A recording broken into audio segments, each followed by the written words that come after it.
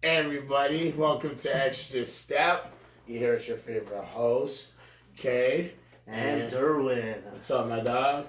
How's everyone doing today? I'm blessed. It's an early morning for me. Yeah, no, same here. But we'll jump right into it. No. If you're ready, we'll talk about the playoffs. The final four have been decided. Do you want to just quickly run down each series? The final four? We'll talk about so we're the talking previous. Duke. Because I don't know what you're talking about this final four, okay? Okay, I meant let's start with the Houston Golden State series. No. I know we were both wrong because we both took Houston. You can be as mad as you want about it, but what can you do? At the end of the day, James Harden didn't show up for Game 6. As usual. And Game 5. Does. And, that's what happens. And Steph did what Steph does. Started hitting shots in the final couple minutes. And Game 6, that was it. And, man, I'm tired of James Harden. I'm tired of having this conversation. He's not winning MVP after that. If they give him MVP because of that, that's ridiculous. The guy was literally I saw I watched the game. I don't know if you caught it too, but the last 5 possessions where the game really mattered, where they could have taken a chance, this man was just standing in the corner waiting for Chris Paul to do something. And I don't know what happened to Chris Paul, but he was pulling too much. He likes doing what Norman Powell likes to do. It was just a little bit unreal to see, but. Honestly, the issue I have with James Harden is that when it matters, he just kind of says, I want my teammates to do it. And now, if you have a team full of stat man, it's you guys got the Warriors, then you can have guys do that. But when you have guys that are, no disrespect to the Houston players, because you guys are all in the NBA, you guys are all superstars in my eyes. But you got a bunch of guys that are scrubs. You cannot try to give them the ball to make plays. Other than CP, right? Right? And CP's 32, 31, he's getting old. He's 33 now. Right? He's on the wrong side of 30, I'll tell you right. that. So to me, James Harden, he's a choke artist. He likes to be a choke artist. Yeah. He's all day. Because, I don't know. I'll give a lot of credit to the Warriors after Kevin Durant went down. Instead of, holding their heads down as a team, they said, nah, we're going to go back to our old playing style. And we're gonna slap Houston even worse than we would have if we had KD. Yeah, no, they moved the ball really well. One thing I've been saying from day one, and you know this, every time he's not this team is better without him. But I don't care what anyone said. I don't care how good he is. I don't care that he helps them be that clutch guy. But you could move the ball better. See, we had this conversation because if you look at the Eastern Conference, there's a team that has the exact same problem in Boston where Kyrie's the guy.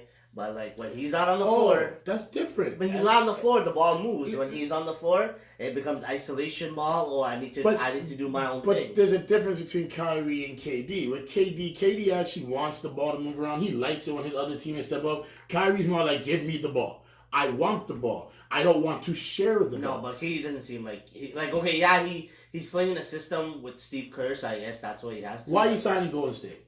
Because it seemed like a fun place to play, and for him. Fun. He wanted to win a ring, all that fun stuff. And look at them. Yes, they have their issues, but they're still winning. Well, of course. So what happened in Boston? They had their issues and they couldn't win. That's the biggest difference. KD, as much as he likes to slow down that team, at the end of the day, he's for the boys. All right? For his dogs on his squad. But the reality is the Warriors are a better team without him. They just need him to beat LeBron.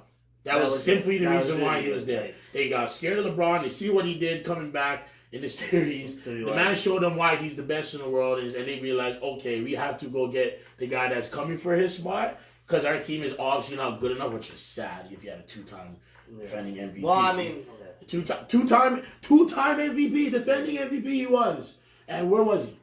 Where was he in those playoff series? In both. Well, both. I will say that he was there until Game 4.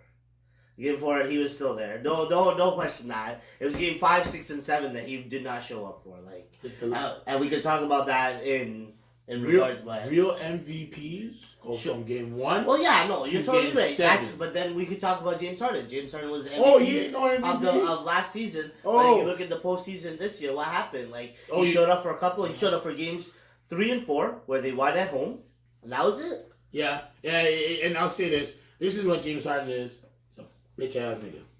You bitch ass nigga. I think you're swearing too much now. I'm just gonna stop that. No. We'll talk about the next playoff series. That would be between Portland and Denver. I had Denver in 7. You had Portland in 6. Obviously, the series went 7. CJ McCollum ended up being the hero of Game 7. CJ with the size, man. That was a very big shot he hit. Like that man is a bad man. Yeah, and the fact is like the Dame had a horrible first half and not a great second half either. The fact that CJ was able to carry them, it was a good thing. But I would have loved to see Denver against Golden State, though. I will say that. That'd have been a... No, I'm sorry, because then how do you handle the matchup with your big? Is Kevin Looney guarding the Joker? Probably Andrew Bogut, to be honest. Okay. And Andrew Bogut, as much as he's not the same anymore, Obviously. I think he could... When you have Andrew Bogut and you have Kevin Looney, that's fine. And plus, you're forgetting that Boogie would have probably came back at some point in time in that series. So I look at it as, yes, that's all cute that Denver would have that chance. I still think they're the team of the future if they build continue going. Well, but they were not ready for Golden State. They had those 3 young stars, right? Like Jamal Murray. Listen, no disrespect to you. You show me you can ball, young blood, but. But you're not there yet. He's not there yet, and that's fine. And you look at the rest of that Denver team, like I mean, who else they have? They got the Joker, they got Jamal, Murray, they have Gary Harris. Don't put Gary Harris in that conversation. They have a bunch of guys they just haven't hit that peak yet. That's it. Like Gary Harris, that's what I saw in that series. That kid was nowhere to be found. It was all Jamal Murray and the Joker show. Mm-hmm. Those guys led the team. Denver looked at it and they're like, all right, Michael Porter Jr., if you come out nice, Gary Harris, you're in a trade. That's it. I agree. And that gives you more depth. You trade him, and then you probably let go Millsap or whatever you want to do, and then you just build around a young team. But I mean, if there's one thing I love about that series between Portland and Denver was that you got to see 2 young guards go at it with CJ and Murray. I think Murray needs to work on being a little bit more consistent. CJ definitely showed that he can run his own team, right? When Damian's not feeling it. It's definitely CJ's team right now. Right, and this is something I said quietly, and I don't think you ever heard me say this. I like calling out things. Y'all should know this by now. I think CJ's the better star player in Portland. As much as Dame, and he's their clutch guy, they kind of have that OKC feel, where you got your Westbrook, right? And Damian, no disrespect, I still like Damian over Westbrook right now. And I still think he's a lead point guard. Yeah, I think he's an MVP talented type obviously player. after what he did to him in the playoffs. Well, with CJ and the way he plays and the way his game is, he's just more versatile. He can give you more. He can play good defense, right? He can shoot the ball from anywhere on the court, off the dribble or catch and shoot. He's like a Clay that can dribble and run an offense. If you think about it. He's like a very, He's like a Clay that can run an offense. And Clay used to run an offense. I don't want to compare him to like a young DeRozan, but obviously don't disrespect the man. With a better shot, relax. It's not. But like the way he plays, like he loves, like you. If there's one player as a shooting guard who loves mid range after DeRozan, who is it? It's CJ. Like I don't know if there's another shooting guard that I would put in that category where if there's a shot that need a must make shot like CJ had in Game 7. He's going to take it to the key. He's going to take it to a mid-range, somewhere he's comfortable with, and that's what he's going to do, and that's what he did. That's how he delivered. I think they should make a trade. I want CJ in Toronto. I'm going crazy for the Toronto Fever. I want CJ here because I think. We talked about Boston. What happened? We talked about Boston in the East. You want to talk about the last series that everyone's been talking about in Toronto and Canada? Hold on. Wait for it. You ready for this? I don't know. Ready for this? Who am I? I don't really. I lost the playoff series because I was sick, and I realized I'm not a legend now because I can't ball out like Michael, like Kawhi, like all these guys when I'm sick, and I'm just feeling sick because you were lazy. I guess MF because I can't cuss no more apparently. Over here. I never said that. I just said police officer. You is the police officer. Yes, I am. They get to my point here. All right. Okay. Joel Embiid, you are a great player, but you are not going to be the franchise player of that team if you do not step up your nonsense and your shit. All right. You must be that guy in the playoffs to win it for your team. Shaquille O'Neal has done it. Kareem has done it. Will Chamberlain has done it. Bill Russell has done it. Why can't you do it? I don't care how young you are. His body, like honestly, like Joel's body is like perfectly fit to play the center position No, in the NBA. he's But not. he's just so injury prone. He's out of shape. The kid just had listen, I'm not trying to say like I'm some better human being than the man. No, The man but just started eating veggies last year. How you getting paid millions of dollars and you started eating veggies last year? That's not acceptable as an NBA player. If I'm getting paid millions of dollars, you tell me to eat donkey shit. He's got to eat. Yeah, okay, fine. He's got to eat a lot better. We can start with that. But his play on the court was just not there. Like I get you're sick. Like I understand that. But game 3 you were sick, but you balled out. You dropped 33 in game 3. 1 game, right? And like you were sick, but you balled out. You had a nice windmill dunk. You had your nice, airplane celebration. But that was just 1 game. But yo, Joel, for you to be a good player, you got to do what this guy did. You got to be able to hit a shot like that. That's it. You see that? That's him witnessing greatness. And like as much as I hate Philadelphia, I hope that Joel uses this to his motivation, because that's the only thing he can do. So right what you think going on with Philadelphia now? Like they got 2 free agents. They're obviously I don't know if Jimmy's gonna come back. How long does Tobias have on his contract? 1 more year? No, Tobias is gone. Tobias is gone too. Alright, so then I would, if I'm Philadelphia, my priority is to bring back Jimmy Butler. He's a guy that you need someone to make that game shot. You bring him in. Tobias Harris is gone. He's gonna make money somewhere else. I don't know where. I wouldn't be shocked. There was too much star power for Tobias on this team. And I think the perfect fit for him is Brooklyn. Brooklyn be perfect because that's a scrapping team. Yeah. They got guys that are still on the come up. You got D'Angelo Russell, even though he's a little weed problem. If he keeps having the weed problem, hey, you're more than welcome to come to Toronto. You smoke that ganja. Well, it's legal you here in Canada, warrior. so. You could be our ganja warrior, okay? I'm cool with that. But they could work it out with Russell. They could get Tobias Harris. They got young guys. They got a young core of guards that can ball out and hoop. They got shooters. They got everything. They got a great coach. You put Tobias Harris on that team that's another scorer, but D'Lo ready to close out games, that team's the top 4 team, top 5 team in the East next year guaranteed. You add Tobias Harris here. Well, I think if you add any player of that stature, like a player that could score the ball, and the fact that he could play the 4, not well, but he could play the 4. Yeah. It's good for the ability to stretch out. And you see in Brooklyn, the depth's not there yet. Yeah. But obviously having Spencer Dinwiddie come off the bench, for them, he's like the heart and soul after D'Angelo. So yeah, it works out. But let's go back to the shot. I do want to ask you this. Obviously, you're watching the game as I was. When that ball was up there hitting on the rim, what was going through your mind? And when it fell through, like, what was your first reaction besides obviously screaming like a little girl? But okay, so first of all, let me establish something because y'all didn't hear it earlier. Okay, it doesn't who screams like a little girl. Okay, yeah, okay, as long as you know, all right? Okay, so getting to your first question. No one ever saw that, so that's fine. No one knows. We only know this. But to get to your first question, my first reaction was 2001. That was the first thing that popped in my mind. It was the whole Vince Carter situation again, fade away off the near the baseline, off the rim. I'm like, oh God, here we go again. And then when it went through, I was like, this might be the moment that we remember in Toronto where things change. And in franchises in sports, it usually takes that team to break through something they haven't done before, or something that's usually been something that's never on the shoulder been done before. Help you get over the top. Like you think about the Golden State Warriors, did we ever think this team would be where they are now of a dynasty technically? Mm-hmm. No. So I look at Toronto. I'm like, I know people don't look at Toronto like that, but I think that shot going in, what it said to me was that there's a chance that we can have something great here. And if everything works out in our favor and we make our way to the finals, which I believe we will, and we win that, I don't think that's the end. I think that's only the beginning. So I think what it says is that Toronto got over the hump.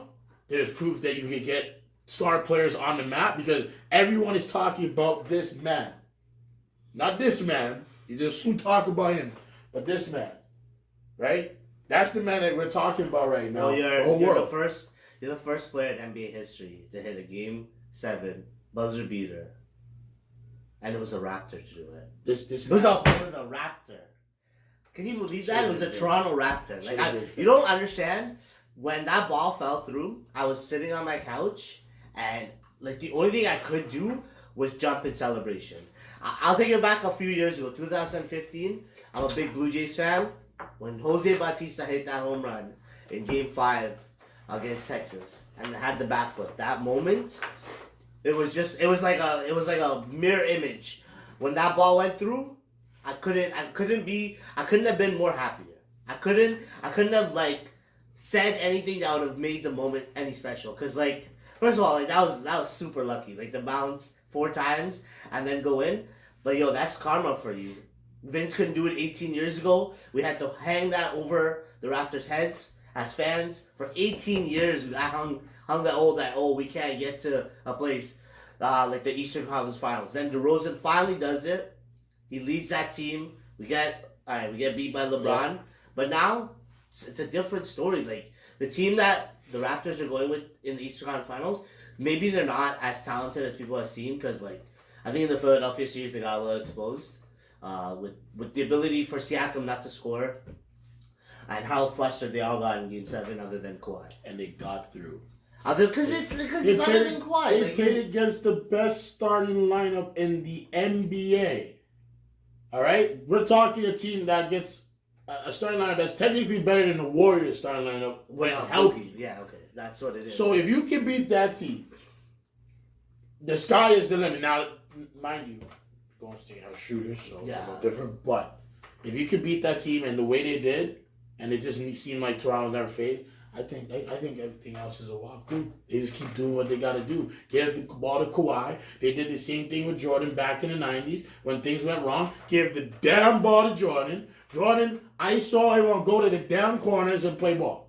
That's it. Know your spot. Jordan is about to take over. It's kind of like a win and a lose situation in the new NBA, because you look at teams like the Warriors, how much they move the ball, like how much they're unselfish with it. But at the end of the day in basketball, you still need that one guy. You still need that one guy that's willing to take that shot at the end of the game, just like Kawhi was willing to, and have no fear of the consequences. As coaches, that's what we tell our players, that hey, if you have a situation where maybe that shot didn't go in, it's maybe because you were feared. What was the result? Take that shot with no fear.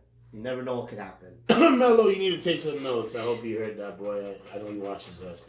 But let's talk about the series that the Raptors are going to be in now against Milwaukee. What's your preview on it, and who are you taking? Toronto in 6. All right. It's not even. So I'm actually not gonna say who I'm gonna take. But listen. This is why I don't like Paul Pierce. Okay, all the time Paul Pierce talks mad smack about Raptors, right? The one time this guy need to pick Milwaukee, he says Raptors are going to win this series. One time. We're all good. You know why? Because guess who said Milwaukee's going to win? Charles Barkley. We're good. We're good. The blessings, even though so Paul Pierce like two curses in one. 2 curses. So pretty much like it's 50-50. So really regardless, we have a chance to win, we have a chance to lose. So I say Toronto in 6. I say if I am Nick Nurse, and Nick Nurse, if you're watching, shout out to you, my dog, I would put Kawhi on Giannis. I know a lot of people don't like that, but it's the playoffs. You take your best player and you put him on the other best player. That's how we do it in the school. Are you saying that Giannis should guard Kawhi from that Giannis set? Can't guard Kawhi. He can, but not. If you're in Milwaukee, Chris Middleton gonna get eaten alive. But like after Middleton, who else do they have? Then Giannis. So it's up to them what they want to do. If I'm Toronto with my starting 5, all right, I'm gonna put Kyle Lowry on Drew Bledsoe. Yeah. I'm gonna put Danny Green on Malcolm. Eric Bledsoe. Who did I say? Drew Bledsoe. Yeah. Wow, I'm thinking about the Patriots back in the day. Eric. Bledsoe, and then you have Danny Green on Malcolm Brogdon. And then, well, no, they said that Malcolm probably doesn't start. So who else is their starting guy? Sterling Brown? No, they don't have that stretch lineup where they have Lopez, Giannis, Middleton, Bledsoe, and then I don't know who plays the 2 there. Who's that shooter they have come off the bench? Did he start a couple games this postseason or no? Because Brogdon's missed the Boston series, right? See, this is why I don't like Milwaukee. This is why. Well, I don't know who they have. Who do you even have in your 2? Don't even say Middleton. Don't be stupid and tell me it's Middleton. No, I don't want to hear Milwaukee in the nonsense. You have a consistent starter or you don't. Malcolm Brogdon is back, so he could be starting. We don't know. Well, no, but according to Bud, he's not going to start. But at least game 1. He's going to learn after game 1. He probably needs to start because you're supposed to go your top 5 when it matters. When you're trying to get a ring, you're trying to win every game. So whatever plan you're trying to do, that's for the regular season. It's playoff time, baby. You go with your top 5 and ready to go. right? In every sport, you say, fuck it, I'm going with my main guys, let's go on the roll. That's fair. Right? But if he doesn't go with that either way, you can even put Danny Green on Bledsoe. And then have Kyle Lowry guard whoever the hell they have. If it's Sterling Brown, I think that's his name, then let Kyle Lowry guard Sterling Brown. What's he going to do? Catch and shoot? If he catch and shoot, well, that's who Kyle had to guard in the last series with JJ Redick for most of the playoffs. And it worked out for us. So I look at it as, you know what, you have that kind of matchup. You put Siakam on Middleton because Siakam has the length and footwork to guard him. Well, there's a chance that they put Siakam on Giannis as well. You're stupid if you do that. It's just that I don't know how well it's going to... He ain't strong enough. He ain't strong enough. He doesn't have the hands of Kawhi. My only thing is, possibly like we put Kawhi on Giannis, right? Mm-hmm. You're gonna ask the guy who's obviously he's a defensive stopper. Look what he did to Jimmy Butler. Like I didn't even game 6, Jimmy Butler did what, and in game 7, Jimmy Butler did what. Like you know what I mean? Like Kawhi absolutely put Jimmy Butler in his place. But Giannis is a different beast. Giannis is 6'11", 7'3" wingspan. When he gets to the rim without an issue. See, one thing you're forgetting about Kawhi, and you're not realizing something, and this is what makes him so great. Players look at him and get feared. Jimmy Butler looked at Kawhi, no, and even though Jimmy Butler had a couple good games in the series, if not, probably was their best player, he was scared. The Jimmy Butler against the Raptors says, "Oh yeah, this dinner time. Let me eat that." Yeah. All right. And then a couple of years ago, he had that interview where the Raptors were doing well when DeRozan was on the team. And he was talking about Robert Doodoo. Yeah, Howard Doodoo. And then DeRozan's like, "Wait, didn't we beat you guys?" And the man still looked at him and said, "You're Doodoo. You're Doodoo now. Like, what you gonna talk? We gonna talk now. You got bodied by Kawhi. All right, you're going free agency to go where? You better go team up with LeBron because you ain't getting nowhere else. I don't think you call should. LeBron. I don't think you should. Call LeBron. No. I want to hear it. Call. Take my phone. Call LeBron. Take my phone. Call LeBron because he ain't getting no ring." All right? And again, Giannis is going to be the same problem. You're going to have Kawhi guarding him from the perimeter because the thing about the difference about Giannis against Boston, which made him really effective, 43% from threes. 43%. That's a big game changer. Yeah. So I think I'm going Raptors in 6. I think they want to win it at home. They steal one game on the road. They have to. They got to steal one game on the road to win it in 6, right? Yeah, and I think that's all that it takes. You steal one game on the road, you got this. So they just got to claw it out. I think both teams are balanced and evenly matched. Evenly, yeah. Oh, yeah. Like, they're both built the same way, but around really one guy, and I think Toronto has more experience. Like Brook Lopez is nice, but I think Marc Gasol can guard him. Look what he did to Joel Embiid, right? Brook Lopez don't move any faster, and if you want to go small and put Ibaka as close as you can, and even better, when Ibaka comes in the game with Marc Gasol, which I think they should try a little more, you put him on Giannis. And he can stick with Giannis for a couple minutes. You can't expect the guy to stop someone all game. No, that's what I'm trying. That's what I was trying to explain to you. Is that if you're gonna put Kawhi out there to guard Giannis, then you're gonna have to have somebody else, right? Yeah, you can't have Kawhi guard Giannis or Siakam can. No disrespect, Siakam's a good player. He can't guard. But Giannis is gonna guard Siakam though. That's fine with me because then he's away from Kawhi. Siakam has to stay in the corners. As soon as he comes and helps, what's gonna happen? That's why he's a shot blocker. All right, and now if he stays on on Siakam, what's gonna happen? Well, then I think it's the Raptors or their coaching staff. They're gonna tell them. Milwaukee gonna have to go zone if they want to beat the Raptors. They have to go zone, man, and I think the Raptors can't do that. I think the Raptors should consider zone as well against Giannis, but I mean, if you don't want that, I think you could have Kawhi pick him up. They're gonna try to run pick and rolls and. Oh yeah, obviously. And but really, where does Giannis do most of his damage? Transition. Transition. Yeah, right? Transition. So that's what they got to do. Is once that shot goes off, all guys need to come back. They don't worry about offensive rebounds. The Raptors aren't gonna do anybody any favors if they want to feel like, oh, I want to be a good offensive rebounding team. No, come back in transition. Worry about getting stops. That's it. If you want, okay, yeah, fine. We can keep one of the guys. Keep Siakam. Try and get an offensive rebound. If you can't, get your ass back on D. Now, I'm tired of talking about these. Yeah, let's talk about the West Conference. Because the Western Conference is going to be big. Not. It doesn't seem like it. But I'm going to be a hopeful Joe. And I got my pick. And I got to ask you, my dude, what's your pick? Okay, so I will say this. If Portland doesn't win tomorrow night, which would be game 2 in Golden State. Yeah. If they don't win and they go down 2-0 back home, and Kevin Durant just happens to come back game 3, that's a sweep. If Kevin Durant doesn't come back, or if Portland somehow steals this game 2, the series probably goes 5 or 6. I don't see it going 7. every year we talk about how good of a team Portland is. I think this is the second year now that they faced Golden State in the last couple of years. Yeah. And they just don't fare well. Like, I know Damian Lillard loves to play against Golden State because that's where he's from, Oakland, California. Yeah. But it doesn't work out. I got you right here. See, I want to see if you know this because I don't think you watch the show. But if any of you watch the show, you know what I'm doing. That's from House of Cards. All right?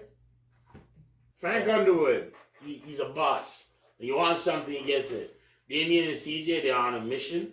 I'm going to be riding the Portland train all the way to the finals.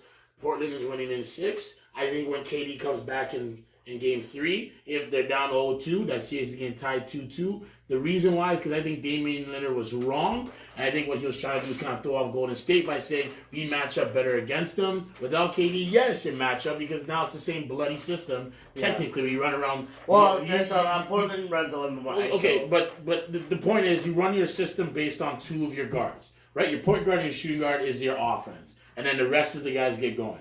Difference is Portland goes, like you said, ISO and Golden State is a lot of, that, Portland does not have that power forward defensive anchor. They don't have a Draymond, right? Exactly. And that's understandable. They have Ennis Cannon. So what I'm trying to say is that when KD comes back, I know KD's a powerful force, but, did we not talk about how they struggle offensively? When he's on the court, they slow down. What does Portland like to do? But then but now you're contradicting yourself. Because earlier in the show you said how even though Kyrie is a not ball mover, KD plays for the boys, so he still wants to move the ball. KD plays for the boys, yes, he moved the ball, but he likes his ISO still. Kyrie didn't want to play the boys. Kyrie didn't want to play the boys. What did Scary Terry just say the other day? Well, that's not a different story. It is a different story because Scary Terry is almost a version of Kyrie, right? Okay.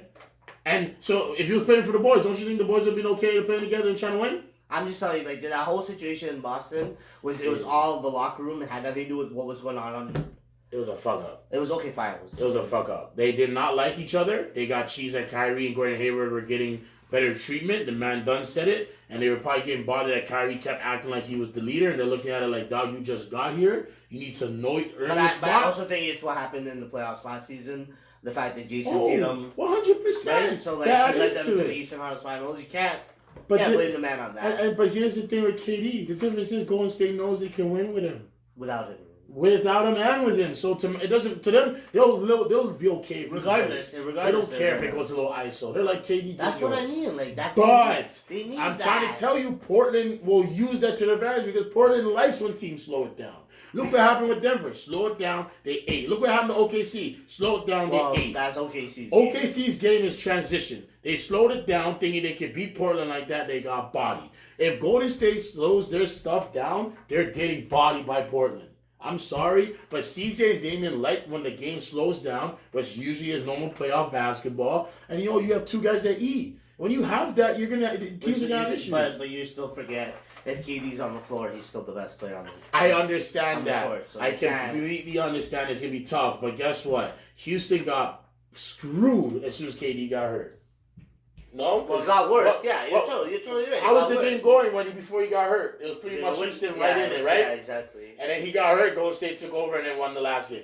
So, you tell me, you really think that KD comes back, they're gonna actually win that? I don't think so. I think it'll be easier for them. Yeah, no, because if one man like James Harden was having his day when Durant was there, and all of a sudden he's gone, and all about fundamentals again in basketball from the Warriors, and he got fed with that. All right, so then how about this?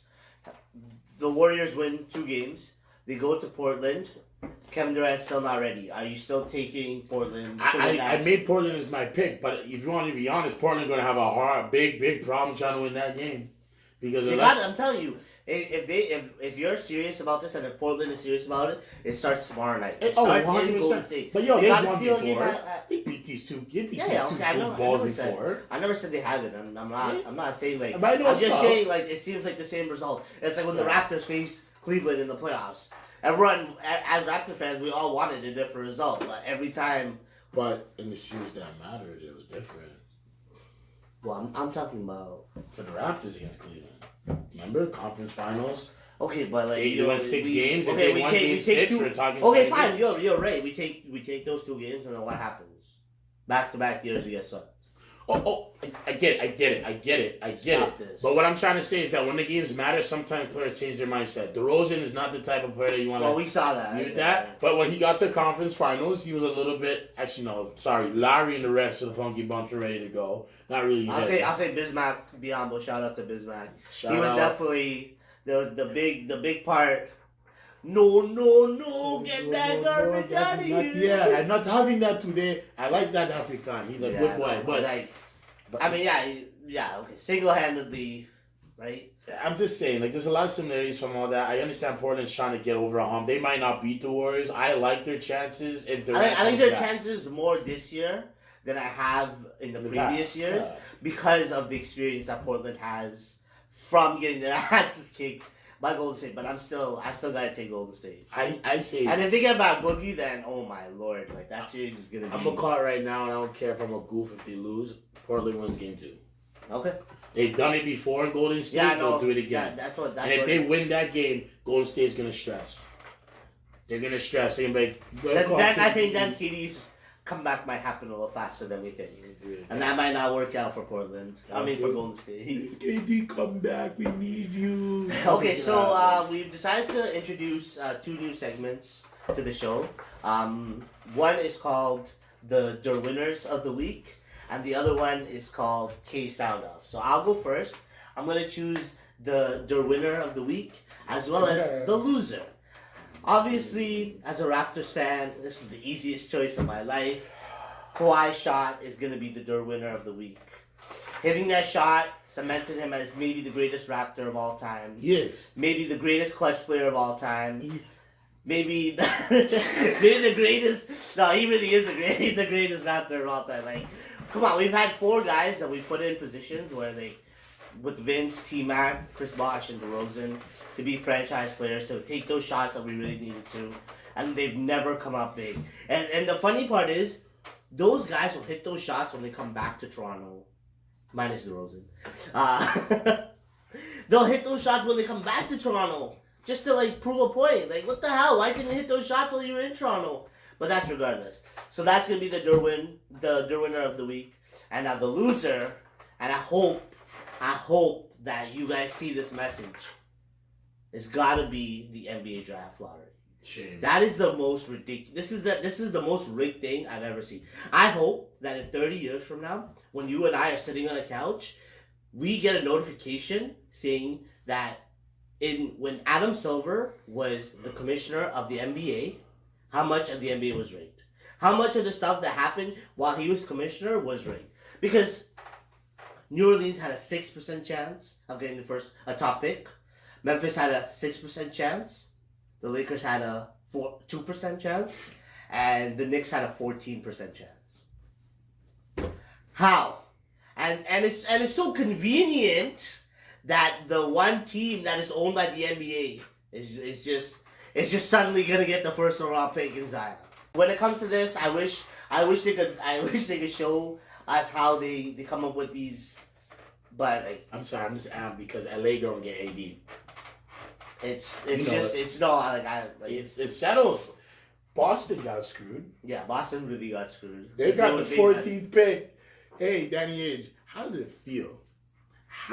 Finally to get screwed over? To get screwed over. You did all that planning and say, oh, we're going to do all the big things. You're going to have to stick with that roster. Scary Terry don't even want to bother with you because you're done goofed up with his development. Kyrie's looking at it like, I can't stand these young cats because they don't like me, so I'm gone. Mm-hmm. What are you going to do, get 80 now and trade off all your young assets? Good luck. Well, if he does that, he would be stupid. But I would think that that's not going to happen. But, like, New Orleans with that first pick. That's a big pick. Are they gonna? Sorry, no, it's not a big pick.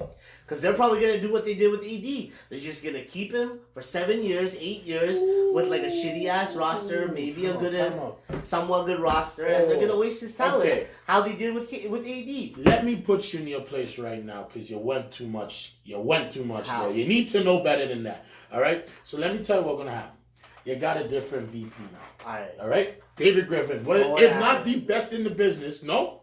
Bro, just 2 first picks. Yeah, there you go. There you go. Look how lucky he is. Best in the business. If you're lucky enough to get a first round pick, Curry's got some good hands. All right. So listen, the man doesn't know how to build champions. Okay. You can't deny it. I don't care if he's got LeBron on his team. He's still got to build around him and make a good roster. So he knows how to build a winning team. Okay, they're still trading Anthony Davis. Yes, and that's an asset. You can get so many more players. If I am the Pelicans, I'm looking at LA and saying, listen, you see Kuzma? If Brandon Ingram passes his test and says he's good, and a number 4 pick, and give me about 2 first-rounders in the future, and maybe Josh Hart, let's talk. I think that might be a little bit too much. Because, like, what were they talking about? And it was just a ridiculous offer. You want to win, you want to lose. That first offer that the Lakers made for Anthony Davis right before the trade deadline. You want to win, you want to lose. Okay, that's fine. I want to win, but I want to have some depth. Like, shit. Right, but the Lakers? Yeah. They don't give a damn. You got LeBron James on your roster. Like, you're not going to play LeBron 35 minutes a game, Kid. Like, that's not going to happen.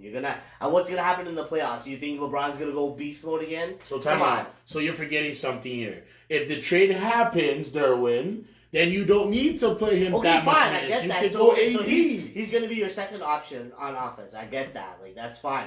And the AD's going to be your first option. That's fine, too. But what I'm trying to say is that you need LeBron's playmaking. All right, you can look at me however you want. You know what? Because you're forgetting somebody on this team. You're forgetting about him, and you're not respecting. If you don't give up, are you talking about Lonzo? Yeah, I'm talking about Lonzo. You think that I would be very shocked if New Orleans doesn't make this trade with Lonzo. I'll be very shocked. Like if they don't make sure that he's a must part of that deal, then that's a problem. Hey, he's part of that deal. That 4th pick. I don't think Kuzma's part of it. No, I think it's got to be either Ingram or Kuzma. If Ingram's healthy enough, if he gets that clearance, then all right, it's Ingram. If not, then it's got to be Ingram, that 4th pick, and Lonzo. No, because I say this: you got a top 4 pick. That's a top 5 pick in the draft. No, you already have the first overall. You could get his homeboy Cam Reddish, or even better yet, trade up to get RJ, and then you could go Wilson, RJ. Duo again, so it doesn't happen in Toronto, because low-key you know what's going to happen now, because if they don't get on the same team, it's happening. They want to play together. He wants to come to Toronto eventually and win something here. If Kawhi doesn't, it will happen. But if I'm New Orleans, I'm trading up with that 4th pick to get the 2nd pick, to get RJ. I already have Drew Holiday there. I get RJ. I got Zion. I don't even need Kuzma at that point. This is a young squad, so you can't really say it. You could get Ingram. You get Ingram at the 3. And then he would be your leading guy, actually, yeah. You don't even need anyone at the 3. You can put Zion at the 3, RJ at the 2, Randall at the 4, all right? And then you would have Drew Holiday at the 1, and it works out because Drew Holiday and RJ could work it out. They could work it out. And I know they'd have an issue at the 5. That's what I mean. Right? But if I'm dumb, I'm looking. Well, then you can go into free agency, or you can even get something from the Lakers. Right? You might get a little Marcus Gasol, or, you talk teams like, there's Valanciunas who's a free agent. Yeah. Valanciunas in that system would be I'm telling you, the Orleans got a lot of options. They don't business about keeping AD, and they don't business about anything else. They want that pick. They like the 4th pick. They want to rebuild. They want to if they're serious, if David Griffin somehow does manage to pull it off, it would be pretty awesome to get the 1st and the 4th pick. But let's go to the next segment, which is for you. Right. What are you going to sound off today? Okay, so I need everyone to be paying attention, okay? See me? Eyes and ears on me, okay? Kyrie, you're a joke. I don't know what kind of leadership you think you have, but it isn't leadership. Oh, I'm going to come here. I'm a winner. These guys will understand that. No, they don't. Because they just got further than you, right? Because you came onto this team this year to be actually on the roster instead of being injured, as usually you are, and you got to 2nd round as their leader. Jason Tatum is a better leader than you. What you need is accountability. You need to understand you're not that guy. You're a sidekick. You're a Robin. You're never going to be a Batman. You don't have the skills to be a Batman. You have nothing else to prove you can be a Batman. What, you got a ring? You mean LeBron got you the ring? I'm not trying to be disrespectful. I'm just being real, right?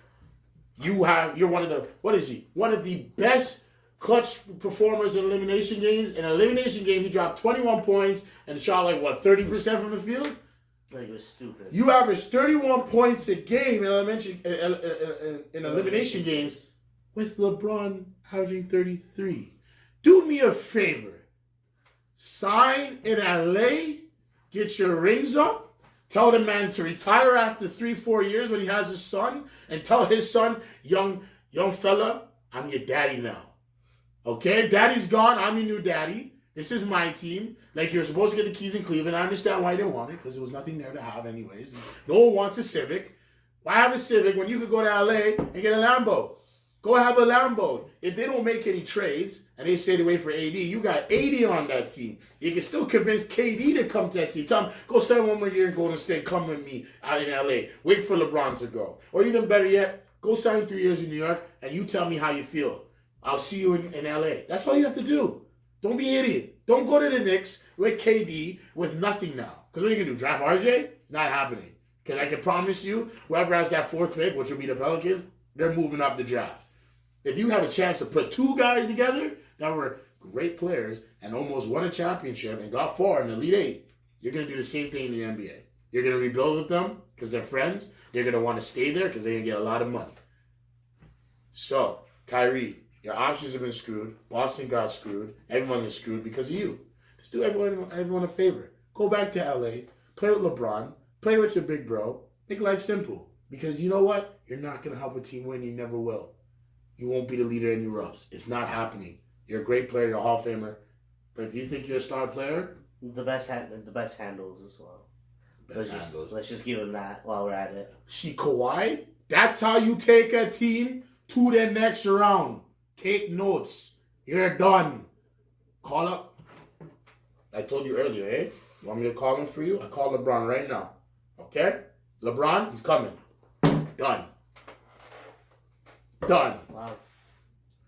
I mean, okay, you make good topics. I mean, I'm not gonna even. No. That was good enough for me. Yeah. But I think that's all for us today. Yes. It was a good show. We're gonna talk about the conference finals for both playoffs. For the playoffs in the NBA.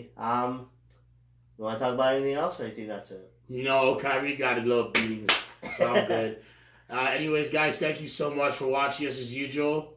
As always, subscribe, right? Like our videos. You want to watch some more. If you have any suggestions or anything you want us to do, if you want to see DerWinner over here, dance around in a ballerina outfit, then we can do that, all right? It's possible. But thank you guys for watching. We'll see you guys in the future. Have a great one, guys. See you later.